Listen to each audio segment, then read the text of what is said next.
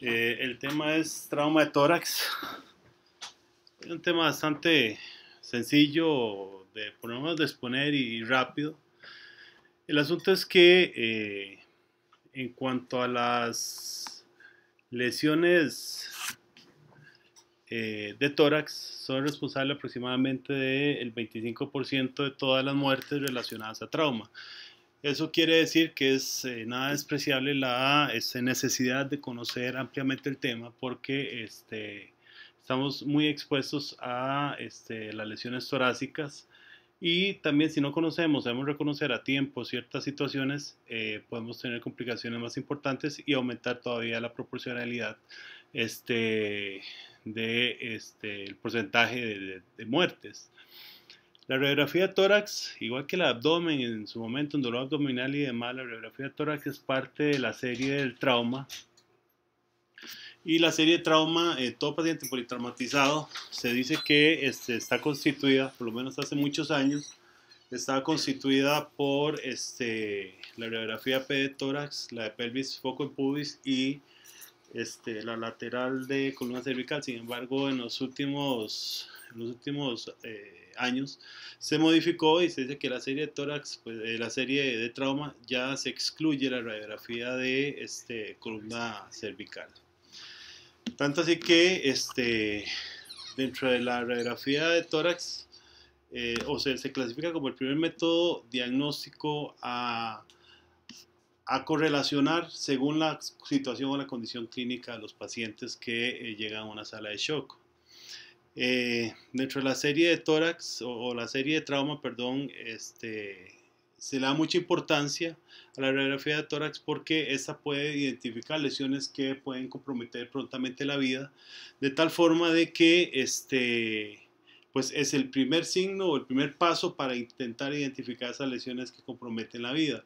Una vez que se logra ver algún signo, alguna señal que es importante, si el paciente está hemodinámicamente, hay dos formas de manejarlo. Hemodinámicamente inestable, pues resolverlo con reanimación y demás. Si está estable, se podría caracterizar mejor la lesión a través de la tomografía. Y ahí es donde el TAC empieza a tomar un papel protagónico a nivel de trauma, en donde cada vez se ha hecho como más importante o más en uso, ya que se han obtenido mejores ganancias de velocidad, mejor precisión y se ha logrado una mejor utilidad con el advenimiento de la exposición volumétrica. Esto va a beneficiar todavía más el diagnóstico temprano del paciente con trauma torácico. Y pues, por supuesto, al usarse el TAC, el trauma de tórax también se usa cuando está asociado a lesiones espinales, toracoabdominales y pélvicas. Dentro de la técnica que expone la literatura para realizar el TAC de tórax, se dice que hay que eh, administrar medio contraste intravenoso, aproximadamente de 2 a 3 cc por minuto de medio contrastado IV, y que la colimación de los cortes no debe ser preferiblemente mayor de 2 a 3 milímetros. Sin embargo, se ha logrado hacer colimaciones hasta de 5 milímetros con reconstrucciones bastante fidedignas de las imágenes torácicas. Dentro de las lesiones de tórax o el trauma de tórax hay varias, se puede decir, patologías que se caracterizan por zonas, ¿verdad? En este caso vamos a empezar con las lesiones de la pared torácica, lesiones de la pleura, lesiones del parénquima, lesiones de mediastino y grandes vasos. Básicamente eso es lo que, como se cataloga, como se divide según esa literatura en particular. Dentro de las lesiones de la pared torácica, la más frecuente, pues hay tres: las fracturas costales, las fracturas externales y las lesiones medulares.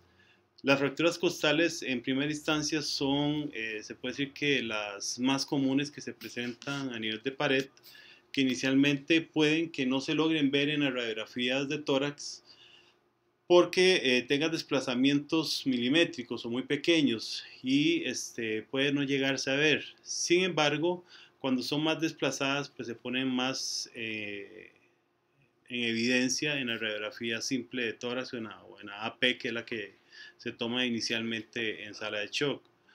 Dentro de las complicaciones que establece o más importantes asociadas a las fracturas costales, lo que se menciona es que es el neumotórax y las lesiones esplénicas, ¿verdad?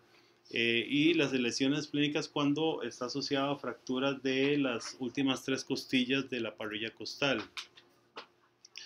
Básicamente tenemos también las fracturas externales que se producen aproximadamente en menos del 10% de los casos de trauma de tórax y se asocian a lesiones vasculares de mediastino y a contusión miocárdica. O sea, para fracturar un esternón realmente no se ocupa mayor transmisión de energía. Sin embargo, los órganos de continuidad, el más importante en este caso, grandes vasos y corazón, pueden estar sujetos a lesiones importantes.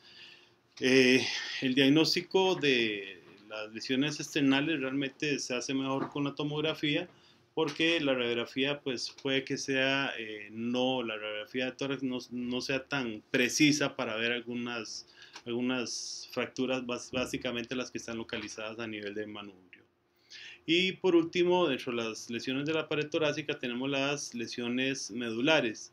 Ya así se entiende que las lesiones medulares generalmente están asociadas a lesiones de otros órganos o sistemas porque se requiere gran transmisión de energía para poder producir una lesión a nivel de las vértebras torácicas, que es la zona, pues se puede decir como más protegida. Y hay un punto donde todavía es de mayor inflexión, que es entre T12 y L1, que todavía sugiere más transmisión de energía asociado pues mayormente a lesiones intratorácicas o intraabdominales.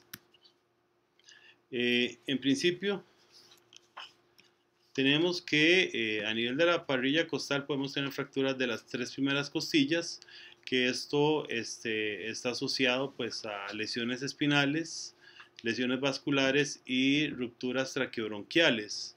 Si se tienen zonas de cicatrización de fracturas, en una radiografía de tórax que nos llega un paciente de servicio de emergencias o a cualquier sitio, si es en adultos generalmente se piensa que crónicamente es un paciente alcohólico y que tiene caídas, y si son en niños pues probablemente está asociado al síndrome de niño agredido. Y las fracturas de las últimas 3 costillas está asociado altamente a lesiones hepáticas, esplénicas y renales. Ahora, según ese libro en particular, ellos hablan de el tórax inestable como múltiples fracturas lineales, según esa literatura, pero según la literatura de medicina de trauma se habla de la fractura de 2 o más partes, de 2 o más costillas en 2 o más partes. Según ese libro hablaba nada más que fueran de 3 hasta 5 fracturas lineales, y eso le hablan como tórax inestable. Sin embargo, pues es un poco más difícil detectar los datos clínicos, que es el bamboleo torácico a la hora de la respiración.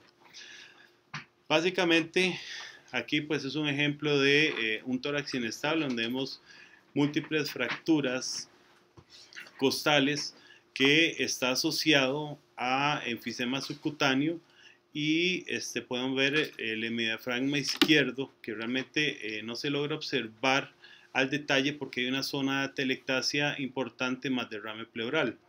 En todo paciente que tengamos fracturas en las últimas 3 costillas, siempre pensar en hacer un TAC de abdomen para descartar patología, se puede decir, de órgano sólido intraabdominal. En este caso, es el mismo paciente y se observa a nivel de vaso algunas zonas de contusión, y pues son pacientes que igual, si vemos en la radiografía de tórax una lesión en las últimas 3, se debiera de sugerir desde el mismo servicio de rayos X realizarle un TAC de abdomen según la condición y todo el contexto clínico del paciente. Acá pues es otro caso del mismo libro, que habla que tiene un tórax inestable, en donde se observa un neumotórax derecho un poco más difícil en esta zona, en la parte superior. Bueno, es que en el mouse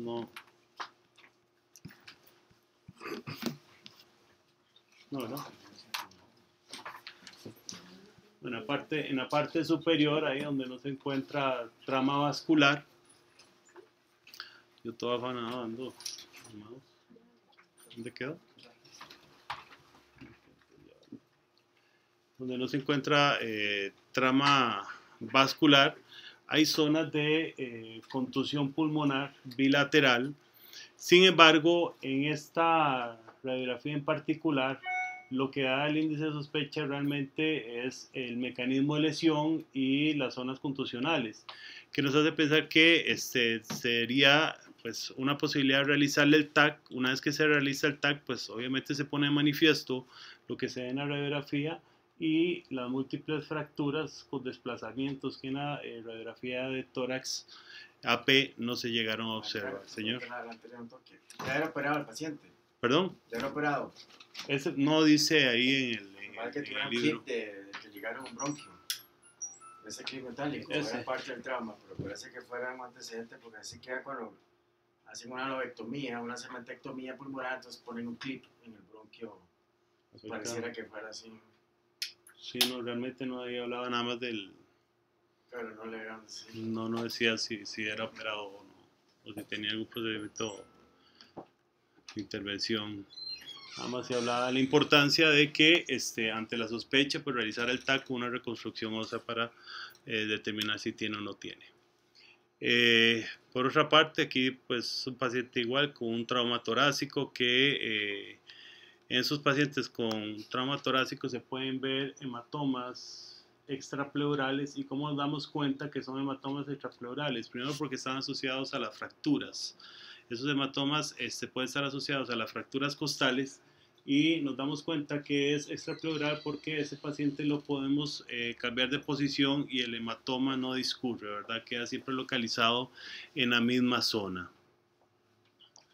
Obviamente pues hay zonas de contusión pulmonar importante en esta radiografía, pero vamos a ir tocando el tema poco a poco. Las fracturas externales, la radiografía pues de tórax realmente muchas veces no revela muchas lesiones.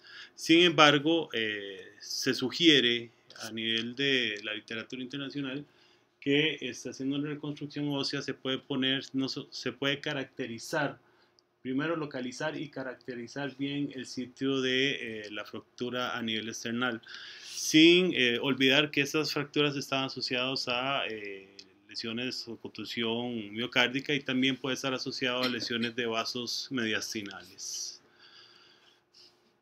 Por último, entre las lesiones de la pared torácica tenemos las lesiones espinales, que pues aquí lo que se pone en manifiesto es una fractura ahí a nivel de T12 con un compromiso del canal medular de aproximadamente 50%, que pues a este paciente se le podría realizar una tomografía y buscar la regla de los dos. Realmente hasta ahora la oí, por lo menos, o la leí en el caso particular, en donde habla la altura del cuerpo vertebral posterior que es inferior a 2 milímetros de la altura mayor del cuerpo anterior. Es un poco complicado, pero eso es parte de la regla, que el ancho de la faceta articular es inferior a 2 milímetros, que la distancia interpedicular transversal de las vértebras continuas es menos de 2 milímetros. Eso es difícil, ¿verdad? Esa carajada, pues, lo menciono porque es parte, pero... Es pues, evidente pero en resumen, pero hay que acordarse que es excepto en T11 y T12. que hay una regla de los dos que está en internet y que podemos encontrarla fácilmente, ¿verdad? Hay un aplastamiento anterior del cuerpo vertebral que normalmente eso sugiere gran transmisión de energía. Eso se ve mucho en caídas,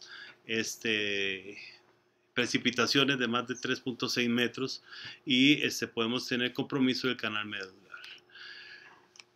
Una vez que pasamos o vemos las lesiones de la pared torácica, tenemos las lesiones de la tráquea y vías respiratorias, que las dos más importantes son la ruptura traqueobronquial y la ruptura bronquial. Dentro de la ruptura traqueobronquial está asociado frecuentemente a fracturas o dislocaciones de la caja torácica, mayormente a nivel de la unión costoesternal, y supone tres patologías: el neumomediastino, el neumotórax persistente, la lesión traqueobronquial. Se puede encontrar tres signos importantes. Lo primero es el neumomediastino, ¿verdad? Que se puede decir que casi un 20% de los pacientes con trauma de tórax presenta un neumomediastino sin esto producir alguna alteración hemodinámica del paciente, algún compromiso en la vida del paciente. Puede tener un neumotórax persistente, que eso me hace hacer la sospecha clínica, a pesar de la colocación de sondas torácicas. Hemos tenido pacientes que se le colocan 2-3 sondas torácicas y persiste el neumotórax, y eso pues nos hace sospechar en ruptura de un bronquio o la tráquea. Y el signo del pulmón caído, que básicamente el signo del pulmón caído va también relacionado con la ruptura bronquial. Si lo vemos normalmente, cuando tenemos una ruptura bronquial, o sea, cuando hay un neumotórax, normalmente el parénquima pulmonar discurre hacia la parte medial o se aproxima al mediastino.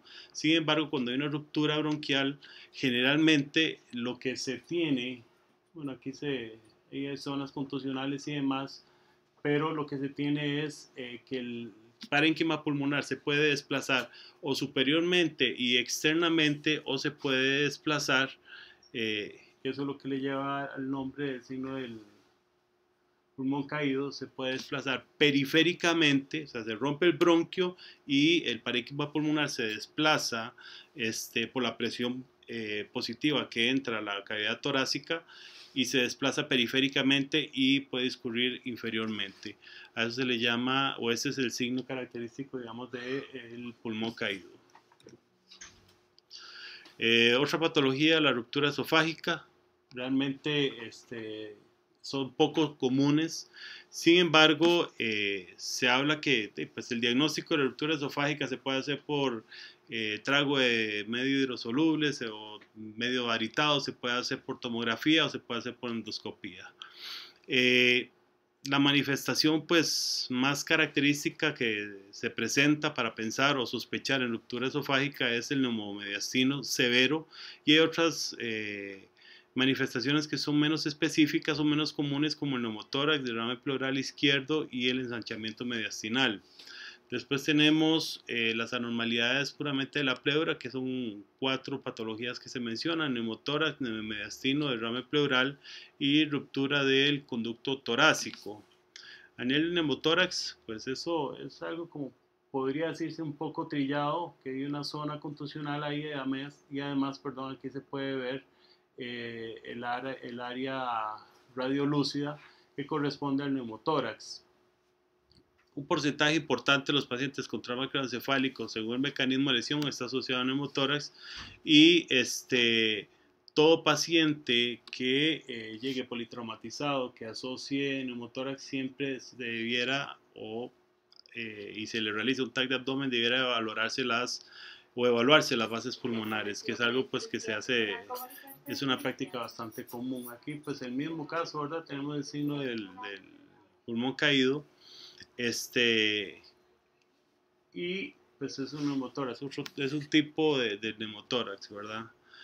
También el neumotórax presenta el signo del surco profundo, ¿verdad? Que ya se ha venido mencionando en otras charlas, ¿verdad? Ese es un neumotórax pues no tan grande, con el signo del surco profundo. Tomográficamente vemos pues aquí la zona del neumotórax, y esto pues no podríamos decir si es grasa o líquido, ¿verdad? Parece más que es grasa por la atenuación que tiene. Dentro del neumomediastino, realmente, como les mencionaba, eso generalmente está asociado a aumento de la presión positiva final de la aspiración, y eso va a producir una ruptura alveolar, y puede discurrir el aire a través del mediastino, ¿verdad? Inclusive esto puede ir disecando y ir o verse en cuello. Puede estar asociado a trauma, o puede estar asociado a ventilación mecánica o pacientes con crisis agudas de asma. Eso es otro ejemplo de neumomediastino, y se habla de que la mejor forma de caracterizarlo es a través de la tomografía. Aunque se vea en la radiografía, se puede caracterizar mejor a través del TAC. Y eso es un ejemplo de neumomediastino. Ahí tenemos aire en sitios donde pues técnicamente no debiera haber. Otro ejemplo, neumomediastino, ¿verdad? Con un neumotórax, áreas de contusión pulmonar. El derrame pleural, pues se habla de el hemotórax y el hemotórax masivo, ¿verdad? No vamos a hablar de definición porque pues en realidad el libro no lo mencionaba, cuál es la definición. Sin embargo, sí habla de cuáles son las causas más frecuentes, que en punta está pues la laceración pulmonar, la ruptura de los vasos intercostales y la arteria mamaria interna, y por último la laceración de los vasos mediastínicos, que puede producir ese sangrado a nivel de la caja torácica. Aquí tenemos una proyección anteroposterior en decúbito dorsal del paciente, que realmente pues, no podemos valorar bien cuánto tiene de líquido ahí, pero se dice que para borrar un seno costodiafragmático se requieren entre 500 y 750 cc de líquido para pues ponerse de evidencia inclusive. Aquí tenemos otro caso de hemotórax, en donde pues igual el paciente ya es un paciente que está en bipedestación, se le hace la radiografía y se ve la zona ahí, esa área radiopaca que nos hace suponer en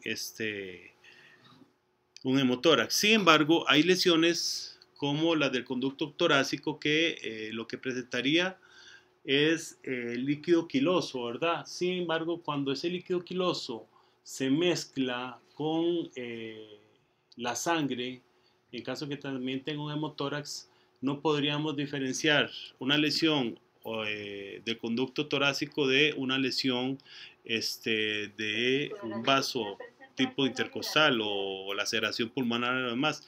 Entonces aquí la radiografía de tórax lo que nos hace es el signo de alarma, y lo concluyente realmente tendría que ser la tomografía de tórax. Dentro de las lesiones de parénquima pulmonar, realmente se mencionan que son dos, la contusión pulmonar y la laceración. Dentro de la contusión pulmonar,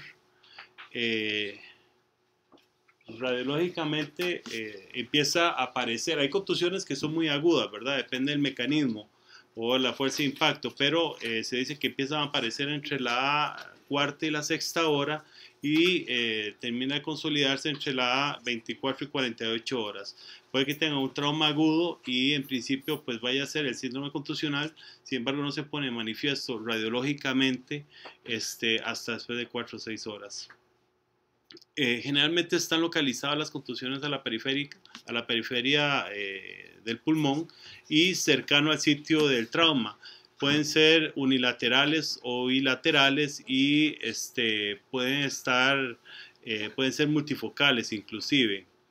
Al igual que pueden estar asociados o no a fracturas o tórax inestable. Realmente la condición que realmente pone en peligro la vida del paciente es el tórax inestable más contusión pulmonar. Este es el mismo paciente al anterior, este es el caso de una paciente, este es 6 días más tarde, en donde ya eso no es una zona de contusión que se puede prestar a la confusión. Esto lo que habla ahí pues la literatura, que es una zona de atelectasia. Entonces hay que tener mucho cuidado a la hora del diagnóstico, y igual que es recomendable hacerle el TAC control para determinar si se trata pues de una atelectasia o persistencia de la contusión. La otra patología de parénquima pulmonar, la laceración pulmonar, que comúnmente están asociadas a contusiones y pueden estar inicialmente mascaradas por una hemorragia circundante. Si aquí lo vemos una zona radiopaca, ¿verdad? Y una pequeña zona radiolúcida en su interior, que muchas veces esta puede estar llena de líquido, dándonos el signo de líquido gas, que dentro de los diagnósticos diferenciales de este tipo de lesiones o laceraciones pulmonares se habla que puede hablarse de tumores o un absceso pulmonar. que lo que hace realmente la diferencia o el diagnóstico es la historia clínica, ¿verdad? En este caso, pues que está asociado ahí con derrame, pues un hemotórax pequeño y esta zona de laceración pulmonar. Lo característico de este caso, pues es el neumatocele, ¿verdad? Que se puede, perdón, ajá, que se puede ver, pues, en la tomografía, pues la zona ahí de atrape aéreo con un hematoma que se observa ahí. Este es un hematocele portal que el anterior es un hematocele en la radiografía de tórax. Sí, la laceración es un trauma más fuerte. Es un trauma así que tiene severo, disrupción. Pero lo característico es que uno ve un hematocele postraumático, aunque a veces se llena de líquido, totalmente se llena todo de sangre. Y a veces hay niveles hidroaéreos. Lo demás que se ve en el pulmón, también esos infiltrados, como vidrio ilustrado, son zonas de contusión pulmonar. Si los alveolos ahí se están llenando de sangre. Entonces, cuando uno ve un trauma, en eso también los dos pulmones están contusos, con una laceración ahí hacia la base. Sí, inclusive se habla que en las contusiones en estados iniciales no se ve el broncograma aéreo porque pues, el alveolo se llena de sangre, ¿verdad? Entonces eso es lo que no permite el broncograma. Pues aquí se tiene igual un paciente con una zona contusional que inicialmente tiene la contusión a través de la tomografía asociado a una pequeña área de laceración que en cortes más inferiores se puede ver esa zona de nivel hidroaéreo, ¿verdad? A nivel del parénquima pulmonar o intraparénquima. La diferencia de la laceración y contusión es que la contusión, el pulmón contuso resuelve bien, no queda nada. La laceración puede quedar una cicatriz de por vida. Con retracciones hablan. Ahí queda así, queda una marca. La otra patología, pues las lesiones diafragmáticas, que realmente pues, no son frecuentes, son bastante raras. Lo más frecuente es que se den en el hemidiafragma izquierdo, ¿verdad? Porque en la región posterior y en el hemidiafragma izquierdo, porque es la zona como más débil de unión o de conjunción más débil del diafragma. Del lado derecho pues está protegido por el hígado, sin embargo también se pueden dar lesiones diafragmáticas con herniación de víscera sólida, en este caso pues el hígado. Lo que lo caracteriza más es se puede decir la víscera hueca del lado izquierdo, la víscera hueca en el campo pulmonar, que en este caso aquí pues lo que habla el autor, que eso no sabemos realmente si es una hernia o es parte de la cámara gástrica o qué es. Entonces, una de las posibilidades es que si es parte de la cámara gástrica es colocar al paciente de cúbito lateral derecho, en este caso particular, para intentar ver este nivel, ¿verdad? Entonces aquí podemos ver o poner de manifiesto o casi asegurar que se trata de una pequeña zona de disrupción del hemidiafragma izquierdo con un nivel líquido aire que corresponde a el paso de la cámara gástrica o la herniación de la cámara gástrica hacia el hemitórax izquierdo. ¿Eso es una placa lateral? Eso es una lateral, o sea, de cúbito lateral. ¿O qué? Correcto, cúbito Sí. lateral derecho. Correcto, con rayo horizontal. ¿Qué pasa? Es que, digamos, físicamente no puedo ver de otra forma, pero el nivel está horizontal. ¿Qué? No, pues el nivel sería así. Perfecto, Sí. más cúbito lateral, el paciente Correcto. sobre el lado derecho. Sí, cúbito lateral derecho con rayo horizontal. La otra forma es, o ellos sugieren que para ver ruptura diafragmática es administrando medio de contraste. En ese caso, hablan ellos pues del varitado. Sin embargo, en estados agudos es muy difícil poner al paciente a deglutir. Entonces, la posibilidad es colocarle una sonda orogástrica o nasogástrica y pasar el medio de contraste para poderlo ver a nivel de la caja torácica.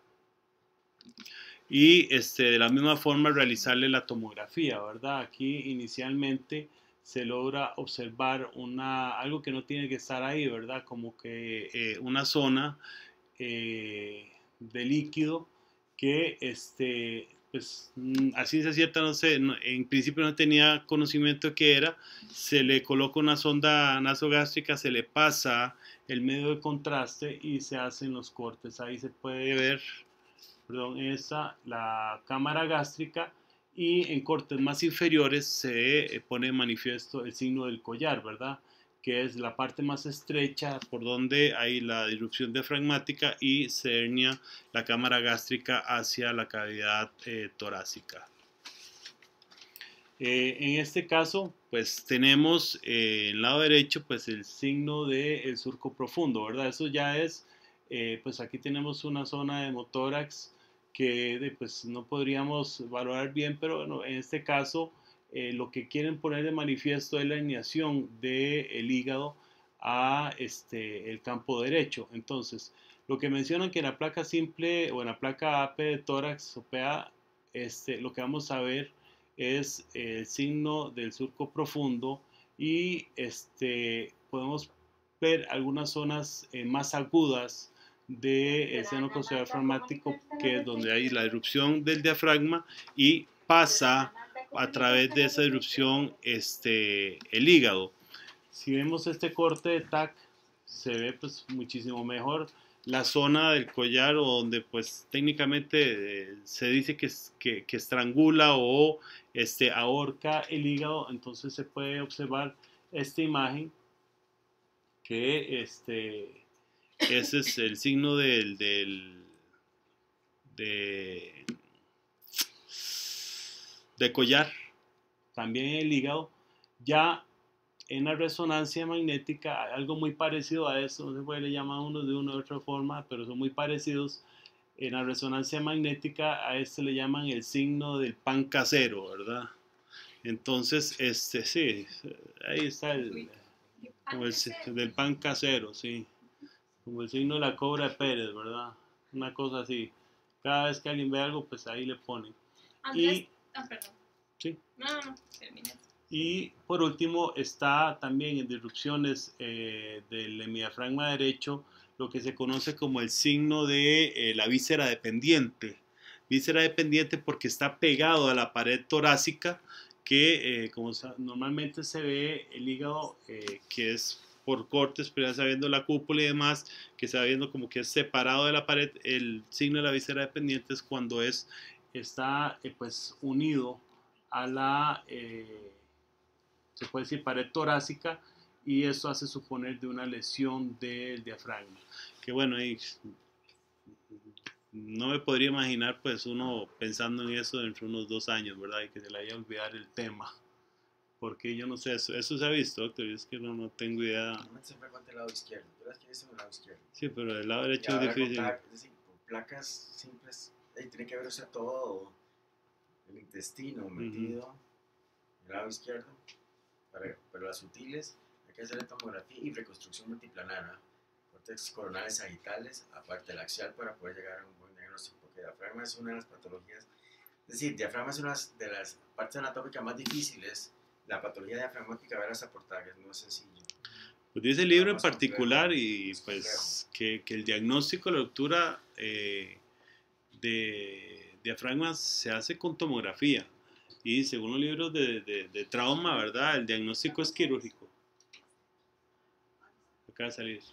Que según ese libro en particular dice que el diagnóstico se puede hacer con tomografía bien. O sea, que es como la forma de hacer el diagnóstico, pero realmente el diagnóstico es quirúrgico, ¿verdad? Muchas veces es muy difícil hacer un diagnóstico porque inclusive, como cualquier otra, puede confundirse. Cuando está metido todo, pero a veces las laceraciones de diafragma, apenas pequeñitas y todo, que tienen el hueco, no, a veces son muy sutiles. Eso tiene que ver que hubo el trauma pulmonar y ve burbujas dentro, entre la hoja diafragmática y la cúpula, ver ahí que hay líquido con burbujas. Usted dice, probablemente el diafragma está, pero probablemente esté lesionado.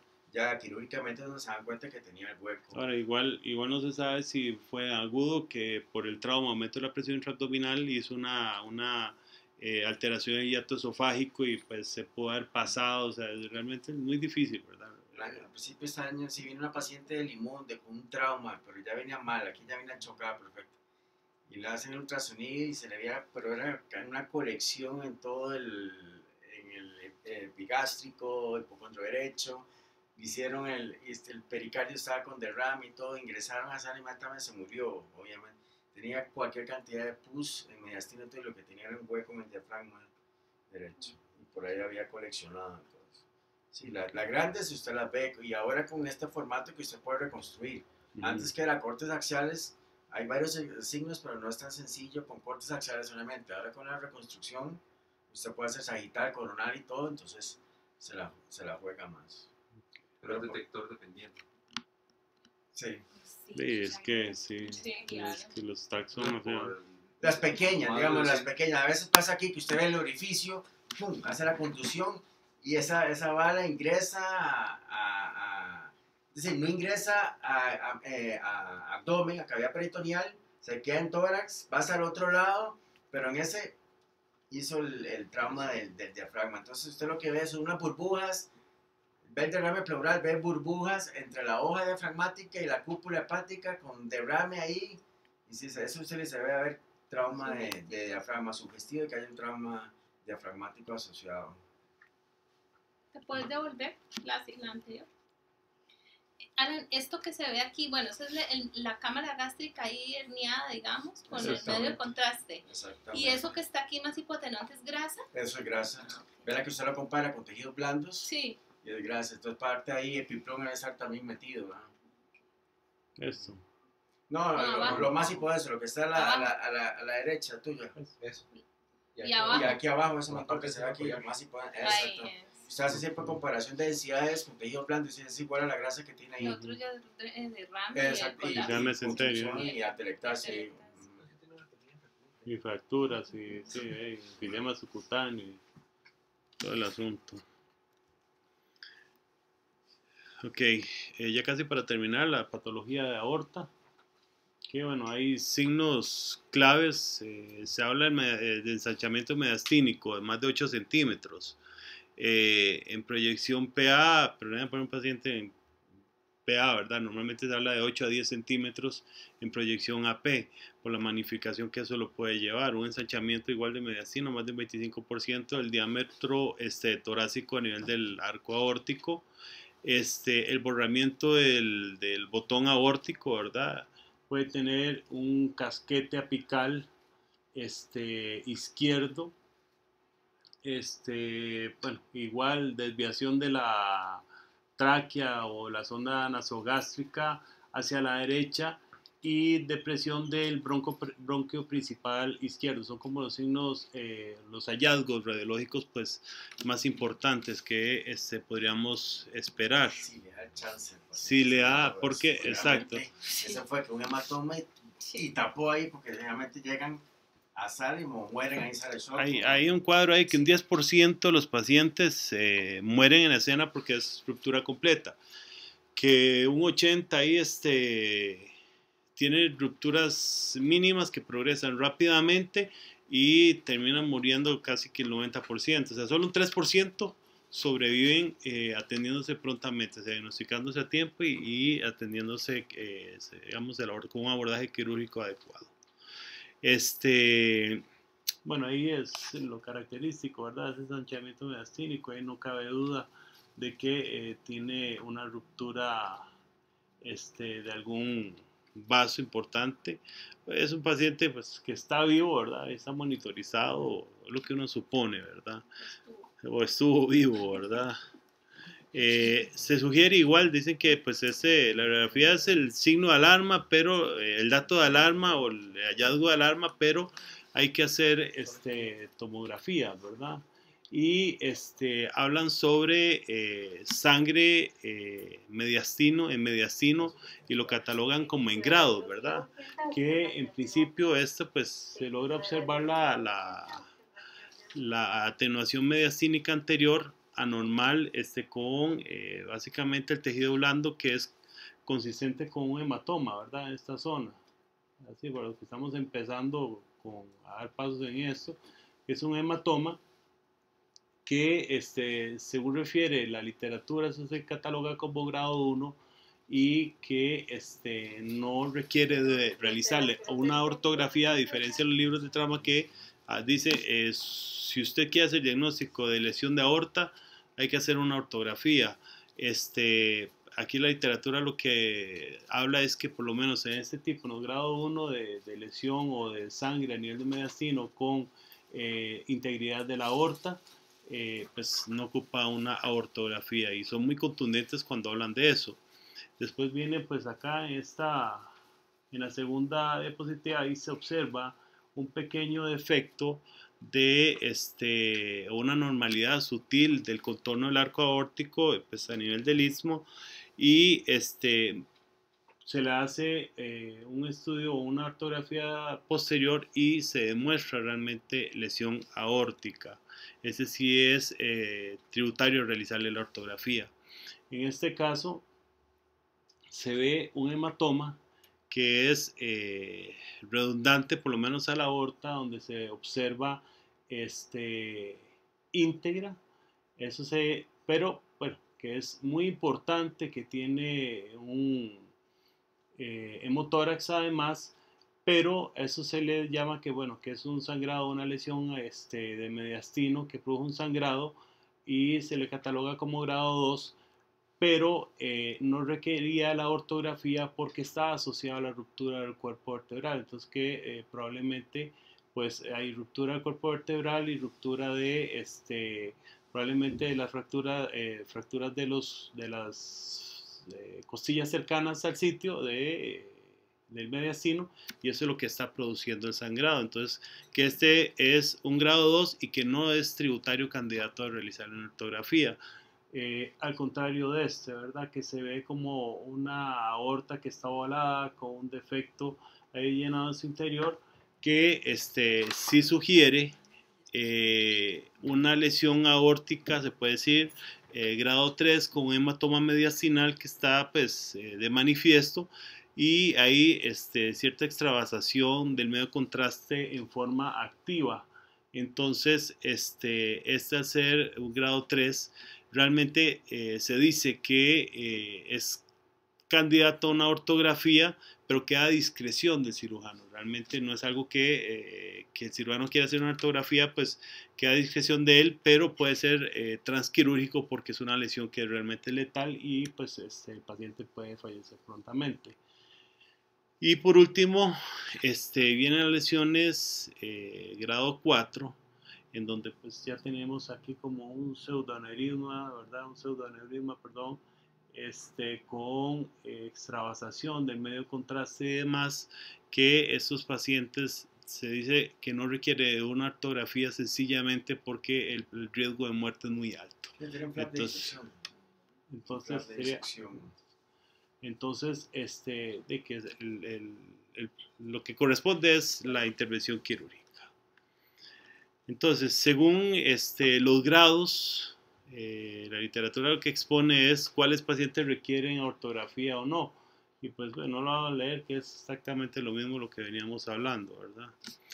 Ya por último vienen las lesiones cardíacas, que suponen 3 tipos de lesiones cardíacas: el neumopericardio, el hemopericardio y la contusión miocárdica. La contusión miocárdica pues no es tema porque realmente los hallazgos son electrofisiológicos o electrocardiográficos. Entonces no vamos a hablar, pero nada más rápidamente se da el pincelada de lo que es el neumomediastino y el hemopericardio. Dentro del neumomediastino realmente se da por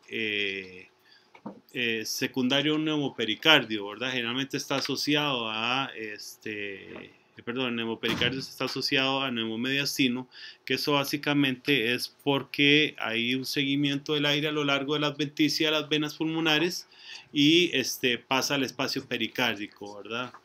A diferencia del neumomediastino, el aire en el pericardio se desplaza según la posición del paciente. Entonces, es una forma de hacer un diagnóstico diferencial si es neumomediastino o neumopericardio. Sin embargo, pues hacer el diagnóstico no, se habla que pues no es importante porque el neumopericardio tampoco va a dar este compromiso hemodinámico a un paciente y no es importante. El hemopericardio es la última patología, por lo menos del trauma torácico, que se menciona que es de muy difícil diagnóstico. Realmente no sabemos si eso es una cardiomegalia o es un hemopericardio, que lo que hace realmente el diagnóstico es el antecedente de trauma y la historia clínica, porque es muy difícil decir, porque en este caso en particular habla de que pues, el paciente tiene un hemopericardio que ha venido, pues, que tuvo un trauma que fue progresando lentamente hasta que autolimitó, pero dice el autor que lo que le llama la atención que para tener un hemopericardio tan importante les hubiera esperado el desplazamiento del mediastino. Sin embargo, dice que vean como el ataque central y que después se correlaciona con una tomografía y realmente era un hemopericardio. Eso es todo.